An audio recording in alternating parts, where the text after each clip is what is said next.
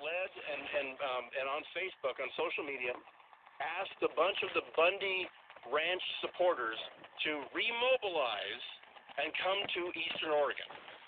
And so they occupied this building, which you and I would call breaking and entering, or as the federal government will call it, trespassing, breaking and entering and trespassing.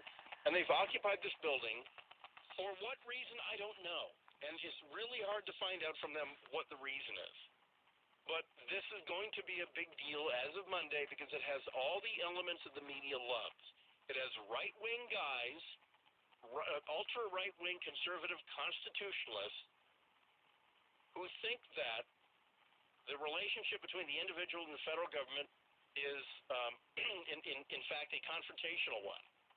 When in reality the lines are pretty clear, and there are ample redress, except for, I'll say this, except for eminent domain, except for a very liberal Supreme Court judge a couple years ago. But that's going to affect everybody. But so this is what is happening up in Oregon earlier today, where, by the way, it is really cold in Eastern Oregon. The town where they're in, Burns, it's about 2,000 people in Handley County. It's a very rural Oregon county.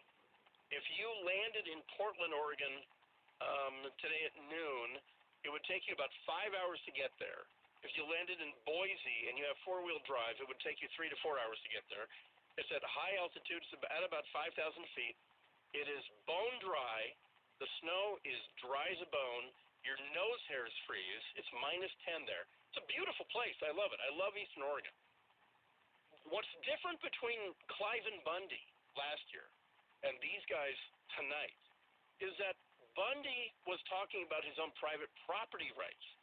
These guys, these idiots, they've taken a piece of federal property. They've trespassed on federal property. And by the way, at that point, it doesn't matter whether it's city, county, state. You don't have a right to walk up to Griffith Park and say, "This is now the Republic of Griffith, bro, and you can't get any closer." Then, ironically, they're keeping people out of this public land. So, in other words, they've stolen it from the federal government. When we come back, I'll play you some of the audio of some of these guys.